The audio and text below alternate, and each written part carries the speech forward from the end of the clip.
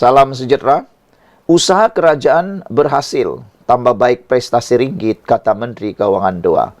Ramai orang menuduh kerajaan di bawah pimpinan Anwar Ibrahim kononnya ekonomi merudum, ekonomi merosot dan macam-macam. Tapi sebenarnya itu semua adalah bohong. Kerana usaha kerajaan kini dah bertambah baik, berhasil dan menyebabkan prestasi wang ringgit kita makin hari makin mengukuh. 3 bulan yang lepas, kerajaan ditrol habis-habisan apabila nilai ringgit merosot. Trollnya bukan calang-calang, bukan kepalang. Mereka anggap macam itu sudah dah kiamat. Macamlah seakan-akan tidak boleh diperbaiki lagi. Tapi sekarang lihatlah, apa yang dijangka akhirnya berlaku. Strategi kerajaan memulihkan ekonomi akhirnya membuahkan hasil apabila prestasi ringgit semakin mengukuh sejak 6 bulan kebelakangan ini, kata Menteri Keuangan II, Datuk Seri Amir Hamzah Azizan. Beliau berkata, dengan usaha bersepadu dan pengurusan fiskal yang efisien serta berdisiplin, beliau yakin prestasi mata wang pada separuh kedua 2024 akan bertambah baik. Selain melihat kepada keadaan semasa nilai ringgit, katanya kadar dasar semalaman OPR juga memainkan peranan penting dalam membina ekonomi negara lebih baik. Kata beliau lagi, OPR yang kita ada kekal dalam tempo yang sama dan impaknya ringgit makin kuat, malah OPR tidak dinaikkan juga. Impaknya bagus dari segi keuangan, tapi tak semua negara yang ikut fahaman yang sama. Ada yang naikkan untuk tingkatkan currency, tapi impaknya kepada rakyat lebih teruk, kata mereka. Alhamdulillah, usaha kita dapat jana ringgit lebih baik, katanya dalam lawatan kerja ke Kompleks Immigration Custom hari ini. Pada masa sama, Amir Hamzah berkata, prestasi ringgit bertambah baik didorong dari usaha meningkatkan interaksi dengan pengekspor untuk menukar hasil kepada ringgit Malaysia serta memantau penukaran hasil ekspor dan import. Ringgit pada semalam berada sekitar RM4.68 berbanding dolar Amerika dan kini semakin konsisten di bawah paras bawah RM4.70. Sementara itu, sebuah bank pelaburan menjangkakan ringgit dijangka meningkat pada minggu hadapan pada sekitar 4.65 berbanding dolar Amerika Syarikat yang disokong oleh penunjuk prestasi ekonomi positif. Saudara-saudara sekalian, nak bercakap tentang prestasi keuangan ini, perlulah dibuat oleh orang-orang yang bijak pandai. Jangan anda terlalu percaya dengan ahli politik. Memang ahli politik tak kiralah dia itu pembangkangkah, dia itu kerajaanKah, dia sudah menang sebagai ahli parlimen, sebagai adun, ahli Dewan Negeri. Tapi bukan semua ahli yang berhormat itu pakar ekonomi. Mereka hanya pakar berpolitik, tapi belum tentu pakar ekonomi. Kalau nak tahu tentang ekonomi, tanya orang ekonomi. Kalau nak tahu macam mana buat kek, tanya orang yang buat kek. Jangan kau tanya pula orang yang jaga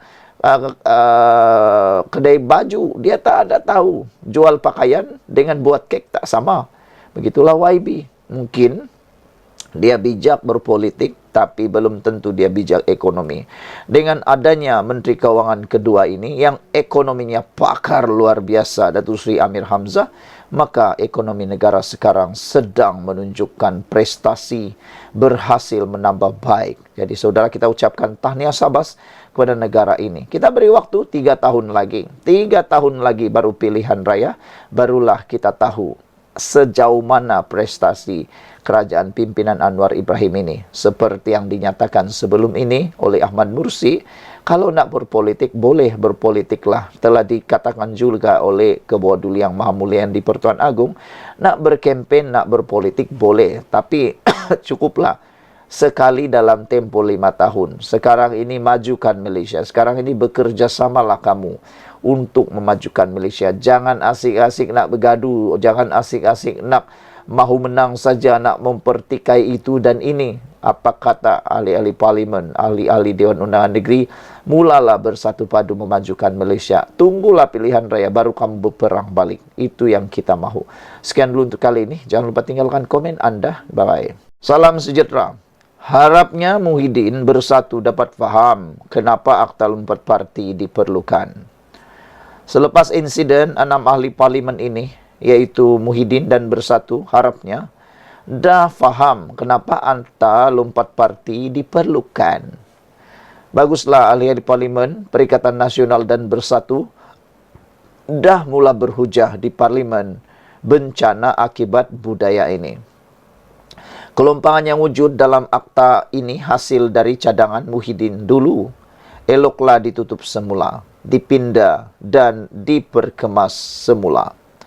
Kerajaan Madani bersetuju untuk melakukannya. Itu paling penting. Saudara-saudara sekalian, Anwar Ibrahim sudah menyatakan kerajaan sekarang sedia berbahas, sedia mengulas, sedia berhujah, sedia untuk memindah perlembagaan ataupun memindah akta anti lompat parti ini. Anwar Ibrahim sudah beri jaminan dia setuju untuk memindah atau memindah perlembagaan ini. Itu yang paling bagus. Kesilapan dulu Muhyiddin Yassin tidak menyetujui cadangan akta anti lompat parti untuk yang dipecat itu. Kini perlu diselesaikan. Ini yang selamatkan Malaysia. Selamatkan Malaysia daripada perbuatan lompat parti yang lompang disebabkan oleh ketidaksetujuan pemimpin dahulu itu. Tidak perlu lagi diungkit apa yang berlaku sebelum akta ini digumbal. Lupakanlah sejarah silam yang semua parti ada kisahnya. Akta Lompat Parti tahun 2022 sebenarnya telah memulakan lembaran baru kestabilan politik Malaysia yang kita perlukan untuk tingkatkan daya saing negara. Berpolitik menukar kerajaan, buat 5 tahun sekali sudahlah. Jangan pula tiap-tiap minggu lompat parti pilihan raya, tiap-tiap minggu lompat parti pilihan raya, tiap-tiap minggu lompat parti pilihan raya. Itu bukan lagi pilihan raya, itu pembaziran bodoh, menyebabkan kehabisan uang negara, memenatkan penjawat-penjawat pekerja-pekerja, bagi nak ambil cuti, balik kampung nak mengundi. Lama-lama tinggal 2% saja yang mengundi. Percayalah, orang malas dah nak mengundi. Kalau setiap tahun mengundi saja, percayalah. Cukuplah insiden seperti langkah Sheraton, langkah Syaiton, dan tebuk atap yang dah menjahanamkan ekonomi negara dan menyebabkan kebencian mendalam rakyat terhadap ahli politik. Betul lah tu. Hati rakyat telah terguris, lukanya luar biasa dalam, sehingga kebencian terhadap ahli politik, bahkan politik di Malaysia, cukup mendalam. Berpuluh-puluh juta ringgit uang negara yang nak dibelanjakan untuk 6 PRK ini boleh dialihkan untuk bantu rakyat. Yang ini saya setuju. Ahmad Mursi menulis dengan baik. Beliau kata berpuluh-puluh juta uang ringgit negara yang boleh yang akan digunakan kalau pilihan raya untuk 6 pilihan raya kecil itu boleh dialihkan untuk bantu rakyat. Puluh juta tu kalau buat jalan raya di Sabah, berpuluh-puluh kampung menikmati jalan raya. Tak percaya kamu datanglah ke Sabah sendiri, jalan raya kami teruk lagi. Banyak jalan raya di Sabah ni yang masih teruk. Tapi asik-asik, kalau ada pilihan raya lagi, merugikan kita semua.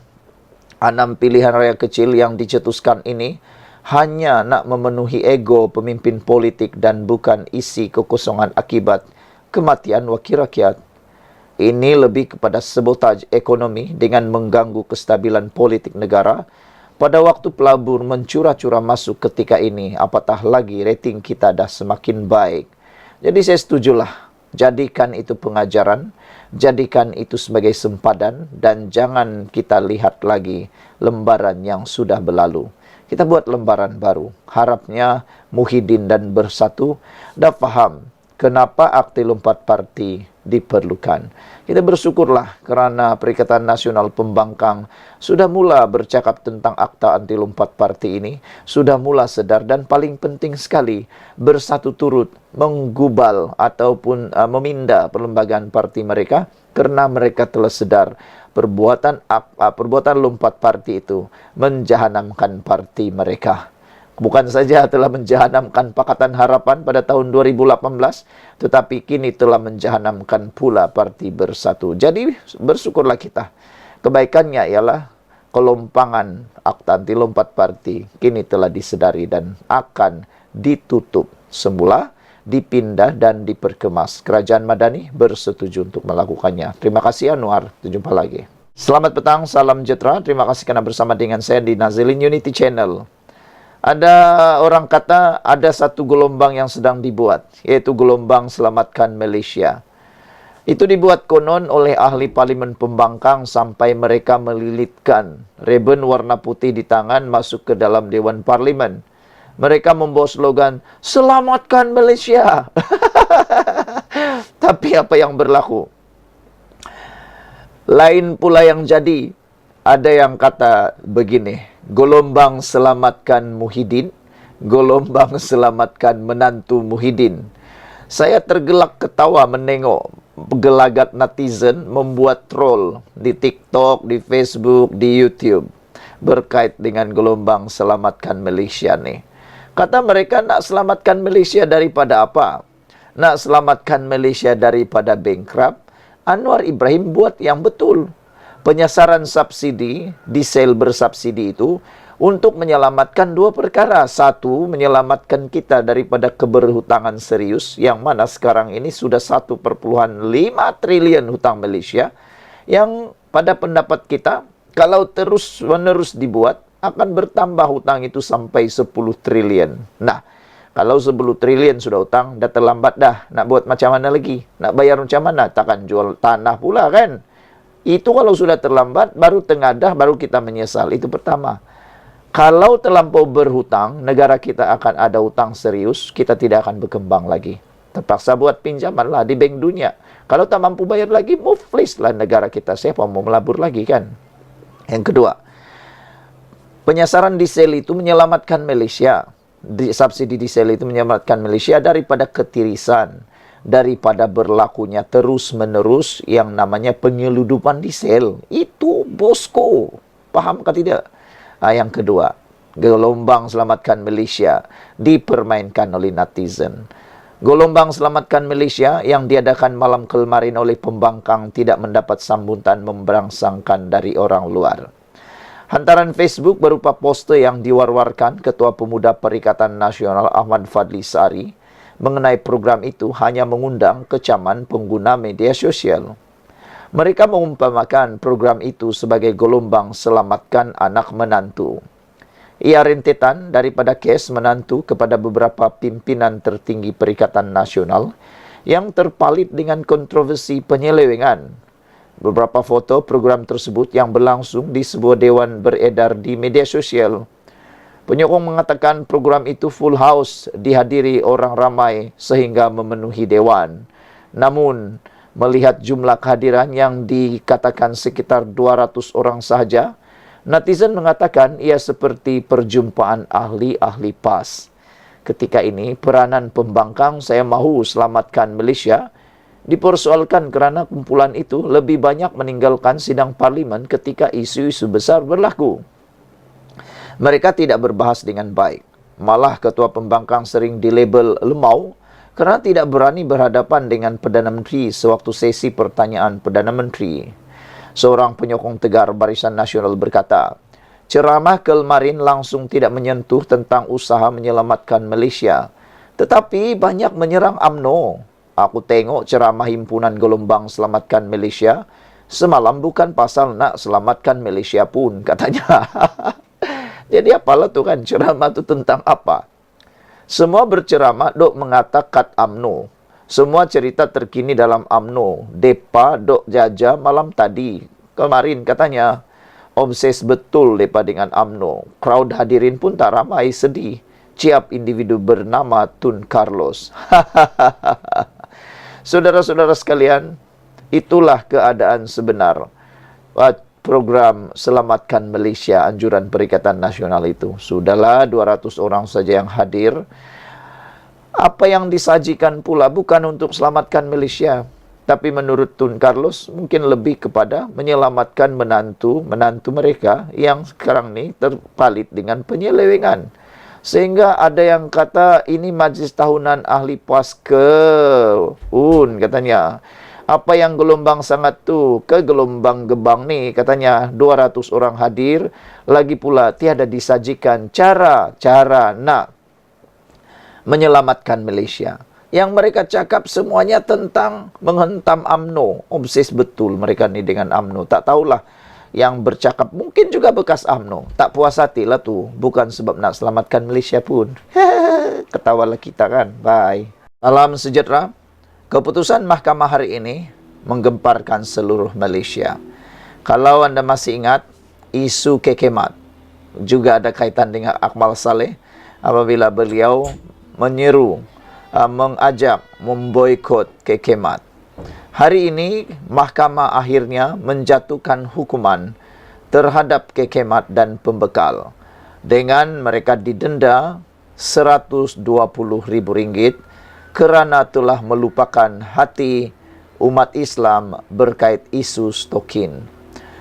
Secara peribadi, kita berpuas hati dengan tindakan mahkamah menghukum kekemat dan pembekal.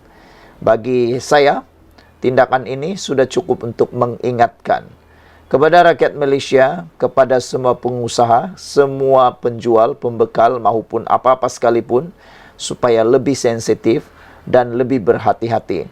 Jangan suka-suka, jangan sembarangan buat produk, menulis apa sekalipun yang boleh melukakan hati orang lain, bangsa lain, agama lain.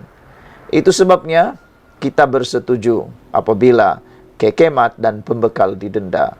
Kalau anda tak puas hati dengan 120,000, berapa pula yang anda rasa cukup? Pada pendapat saya, jumlah ini memang tak besar, tapi dari segi moralnya, orang sudah mula memahami. Semua penggiat-penggiat industri, pembekal-pembekal, syarikat pembekal, sudah mengerti maksudnya. Maksudnya ialah berhati-hati. Jangan sampai boleh menyakitkan hati, terutamanya agama rekan-rekan kaum yang ada di Malaysia. Saudara, Syarikat Kumpulan KK Supermart dan Suposto Sdn Bhd dan syarikat pembekalnya, Zin Jiang Chang Sdn Bhd, didenda keseluruhan RM120,000 dengan masing-masing perlu membayar RM60,000. Mahkamah Session jatuhkan hukuman itu selepas kedua-dua syarikat mengaku bersalah atas pertuduhan melukakan perasaan orang Islam berhubung penjualan stoking tertela kelima Allah pada Mac lalu. Mahkamah turut memerintahkan supaya denda itu dibayar dalam tempoh 3 hari. Hakim Muhammad Anas Mahadzir dalam penghakimannya menegaskan agar syarikat-syarikat tersebut lebih peka terhadap sensitiviti masyarakat Muslim. Saya tidak mahu berdakwah, namun mana-mana agama kalau disentuh melibatkan isu sedemikian akan menimbulkan perasaan yang lebih peka, katanya.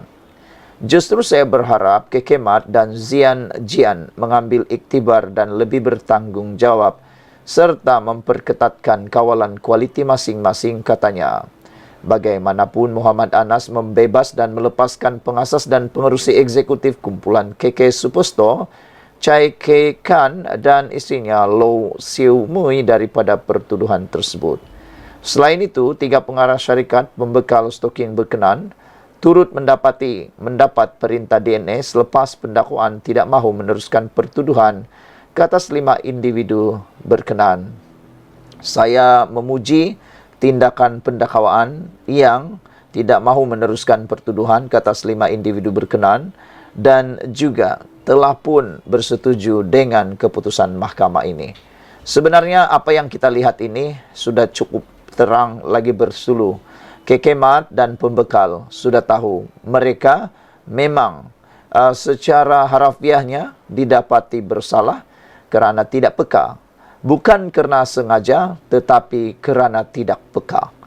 Jadi dengan tindakan mahkamah, dengan keputusan mahkamah mengenakan denda 120,000 ini, sudah dapat dilihat bahawa semua rakyat Malaysia, terutamanya para peniaga maupun para pembekal, perlu berhati-hati. Bukanlah jumlah yang penting, bukanlah tindakan penjara yang penting, tetapi pengajaran moral itu lebih penting. Saya yakin selepas ini syarikat kumpulan KK Supermart dan Superstore serta pembekalnya Zin Jiangchan akan lebih berhati-hati, 1000 kali lebih berhati-hati, terutamanya syarikat KK Supermart. Dan yang lebih bagus lagi, saya yakin syarikat kumpulan KK Supermart dan Superstore ini akan lebih mendekati umat Islam bagi menebus perbuatan mereka itu secara moral. Saya rasa macam itu.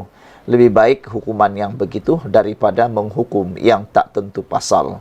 Sekian dulu untuk kali ini. Jangan lupa tinggalkan komen anda, tinggalkan komen. Bye-bye. Salam sejahtera. Ini keputusan paling panas sekali.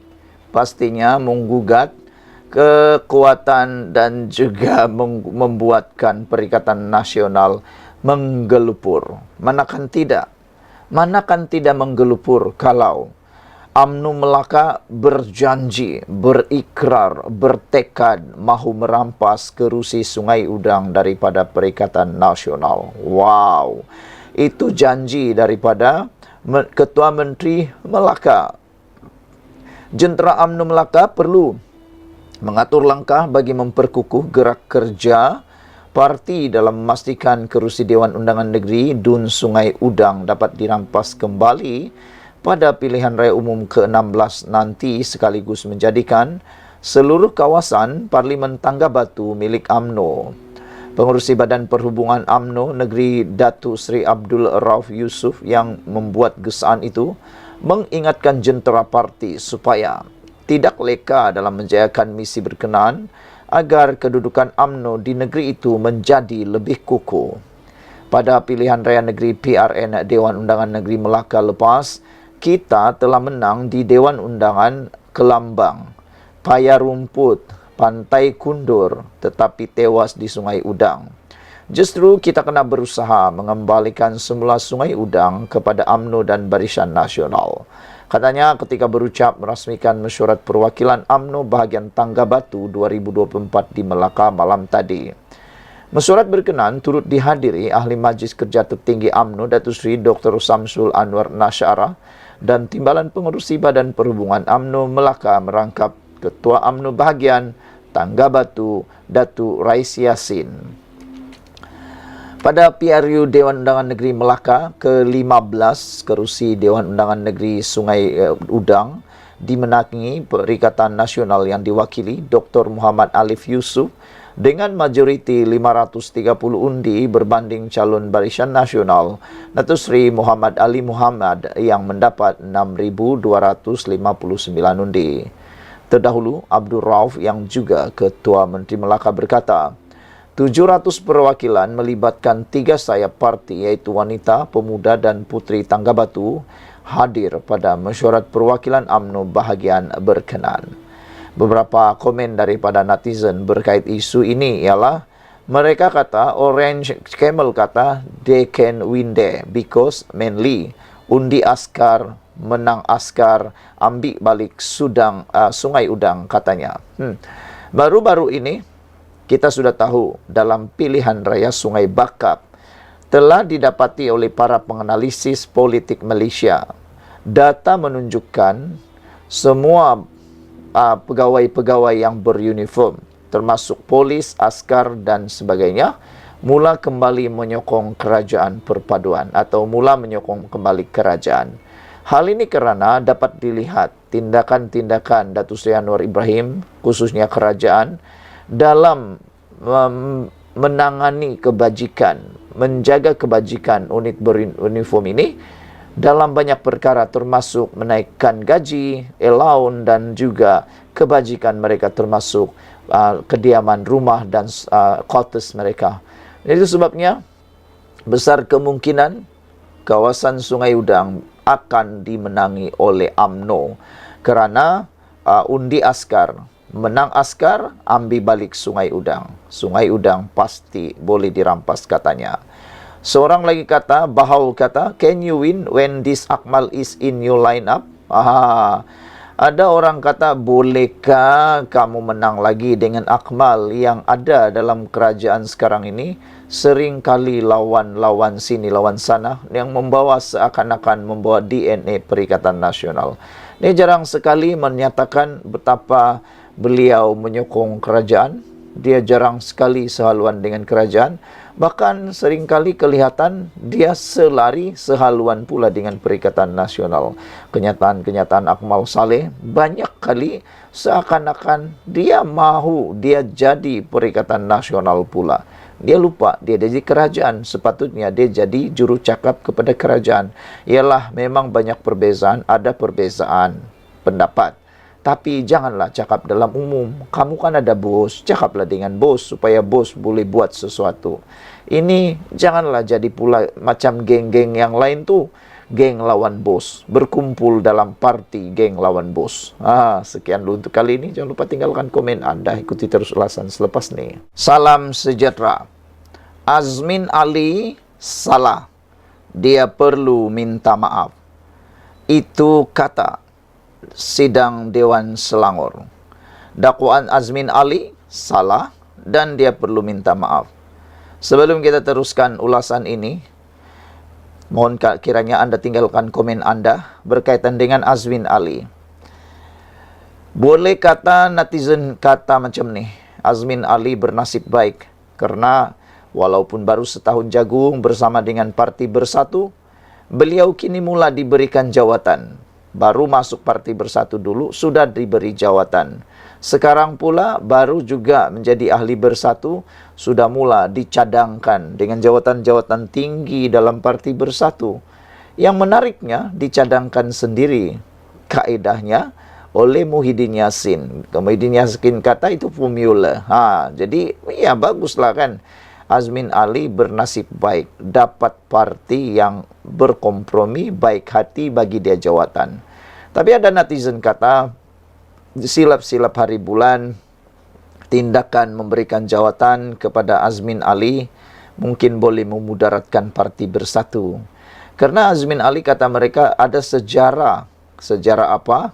Dia keluar Parti PKR. Antara sebabnya menurut netizen, karena Azmin Ali mungkin pada waktu itu sudah berimpian mahu menjadi lebih besar. Menjadi Perdana Menteri atau mahu menjadi Presiden Parti PKR. Tapi oleh kerana tak sabar, nak cantas mungkin kepimpinan Anwar Ibrahim, maka dia pun keluarlah daripada PKR. Jadilah pembangkang melalui langkah Sheraton. Selain itu, kalaulah Isyam Jalil pun masuk Parti Bersatu, anda tidak tahulah apa akan jadi dengan Parti Bersatu. Semua yang ada dalam Parti Bersatu akan berhimpunlah. Geng-geng lawan bos. Kalau KJ pun masuk Parti Bersatu, kalau tiba-tiba pun Hishamuddin Tun Hussein masuk Parti Bersatu, siapa lagi ya? Akmal Saleh pun tiba-tiba masuk Parti Bersatu, bolehlah kita istiharkan Parti Bersatu sebagai parti geng keras kepala, geng lawan bos, geng yang tak ikut kepimpinan. Agak-agaknya, apalah masa depan parti itu? Kamu pun boleh tahulah sendiri kan macam mana nanti jadi dengan geng-geng keras kepala, geng-geng lawan bos, geng-geng lawan kepimpinan itu nanti. Nak pimpin pun susah tahu orang-orang macam tu. Kamu jangan menafikannya. Anda boleh fikir sendirilah. Orang yang suka lawan bos, kalau semua berhimpun, Anda pun tahu macam mana jadi dengan kepimpinan nanti menguruskan orang-orang begitu.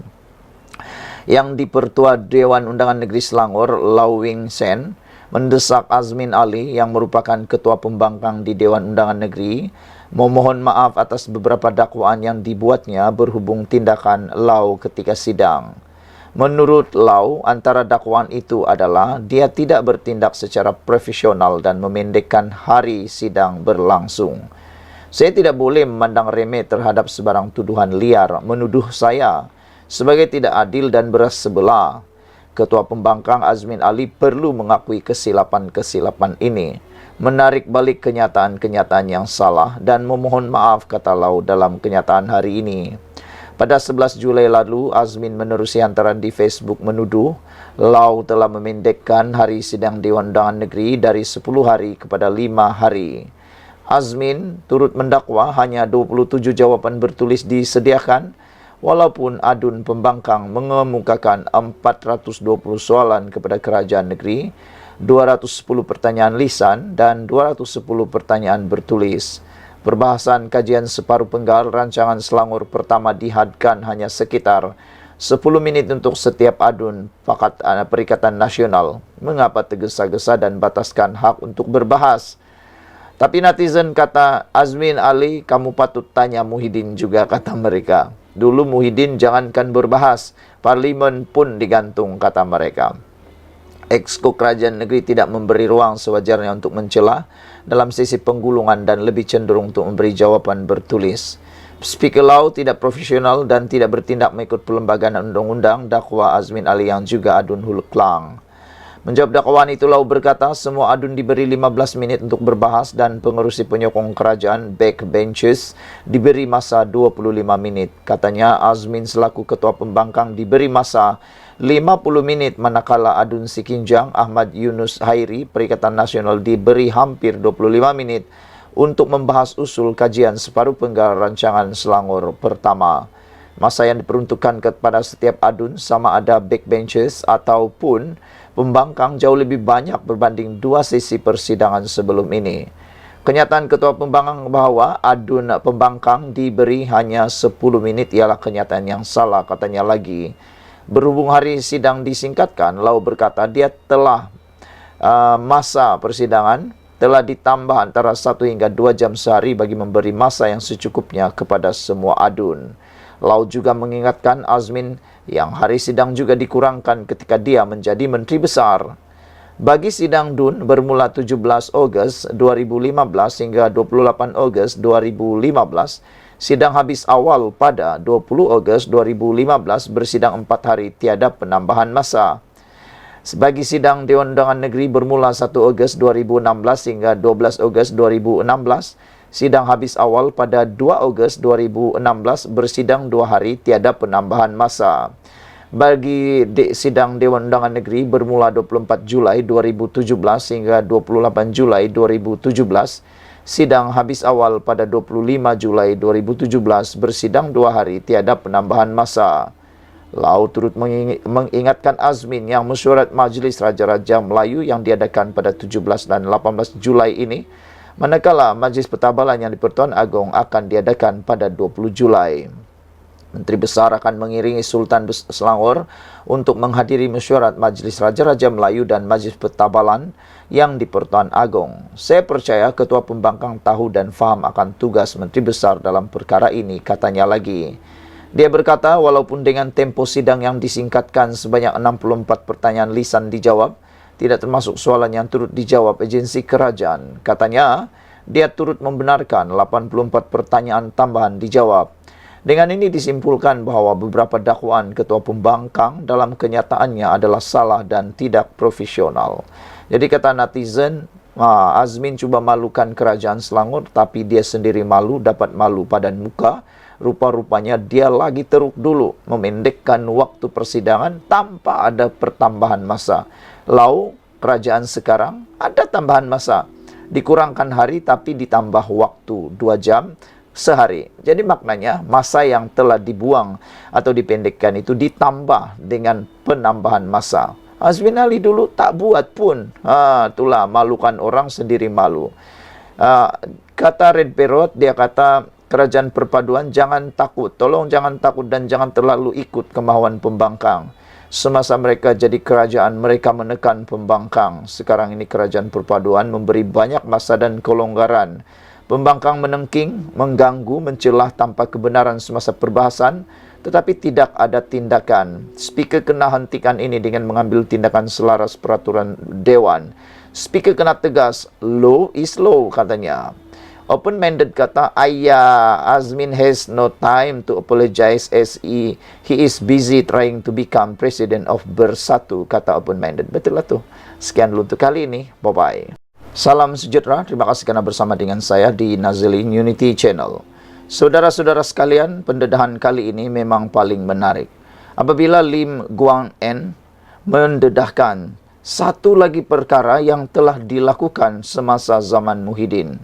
Kalau beberapa hari yang lepas, perkara paling tular berkaitan dengan perbuatan Muhyiddin sewaktu dia menjadi Perdana Menteri ialah berkait dengan akta anti lompat parti yang mana pada waktu itu kerajaan pimpinan Muhyiddin Perikatan Nasional tidak meluluskan atau menolak usul supaya mana-mana ahli parlimen yang dipecat daripada parti atau berlainan pendapat ataupun berlainan sokongan dengan kepimpinan utama parti dianggap telah melompat parti. Bersatu pada waktu itu menolak usul tersebut dan kini mereka terkena dengan perangkap sendiri. Disebut sebagai perangkap kerana netizen kata pada waktu itu Muhyiddin tidak menyokong akta anti lompat parti yang dipecat itu sebagai lompat parti atau yang menyokong berlainan dengan kepimpinan sebagai lompat parti kerana pada waktu itu kata netizen ataupun kata pemerhati politik kata mereka pada waktu itu kata mereka Muhyiddin mungkin mengharapkan sokongan SD daripada ahli-ahli parlimen terutamanya daripada UMNO. Jadi itu sebabnya dia tidak menyokong usul akta lompat parti bagi yang terpecat. Tapi rupa-rupanya tidak juga berhasil kerana tak cukup jumlah. Yang lebih teruk lagi ialah semua parti yang ada di Malaysia telah menggubal peraturan perlembagaan mereka sehingga tidak akan berlaku perkara yang berlaku kepada Parti Bersatu.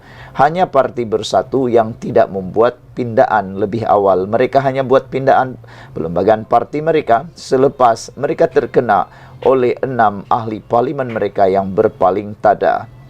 Kali ini, satu lagi pendedahan yang berlaku pada zaman Muhyiddin, iaitu pengecualian cukai Yayasan Al-Bukhari dibatal pada zaman Muhyiddin. Wah, rupa-rupanya kalau selama ini anda pernah dengar tentang kononnya pengecualian cukai Yayasan Al-Bukhari kerana kekejaman Anwar Ibrahim, kan silap. Rupa-rupanya kata Lim Guan Eng ia sudah dibatal pada zaman Muhyiddin.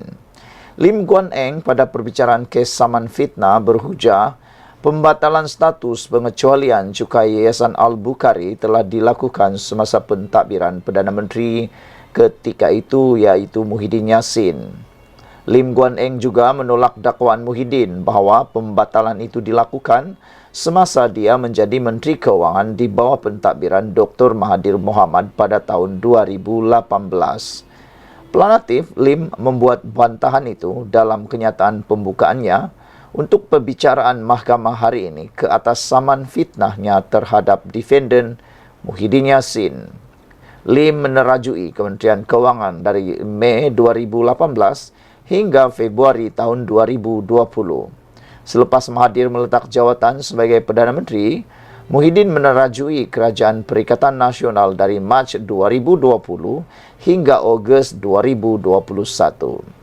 Dalam kenyataan pembukaan perbicaraan hari ini, hari pertama di Mahkamah Tinggi Kuala Lumpur, Lim Guan Eng mendakwa surat bertarikh 5 Februari 2021 daripada ahli perniagaan Syed Mokhtar Al-Bukhari kepada Muhyiddin menunjukkan pembatalan itu berlaku semasa pentadbiran defendant. Planati menegaskan bahawa surat pengerusi yayasan berkenaan menyebut bahawa Lembaga Hasil Dalam Negeri LHDN baru-baru ini membuat keputusan untuk tidak mengiktiraf kelulusan Kementerian Keuangan. Surat ini akan menunjukkan gambaran yang jelas bahawa isu pembatalan pengecualian cukai kepada Yayasan Al-Bukhari dibuat ketika defendant sendiri menjadi Perdana Menteri. Perkataan yang digunakan oleh Syed Mokhtar adalah padat dan tepat, iaitu baru-baru ini. Baru-baru ini hanya boleh bermakna baru-baru ini dan berdasarkan surat bertarikh 5 Februari tahun 2021, ia hanya boleh bermakna pembatalan itu berlaku ketika defendant menjadi Perdana Menteri, kata Lim Guan Eng. Ahli Parlimen Bagan itu berhujah surat berkenaan tidak pun menyatakan dirinya atau pentadbiran PH sebelum ini sebagai bertanggungjawab terhadap pembatalan status pengecualian cukai. Lim berkata, ini walaupun Perdana Menteri Anwar Ibrahim di Parlimen pada 21 Mac tahun lepas menafikan dakwaan itu.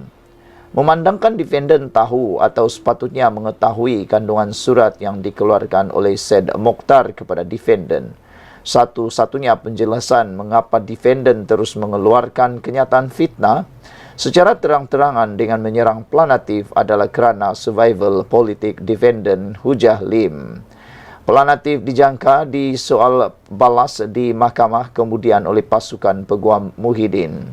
Prosiding di hadapan Pesuruhjaya Kehakiman Roz Mawar Rozian disambung petang ini. Pada 27 Mac tahun lalu, Lim memfail writ saman terhadap Muhyiddin. Sekian untuk kali ini, ikuti terus ulasan.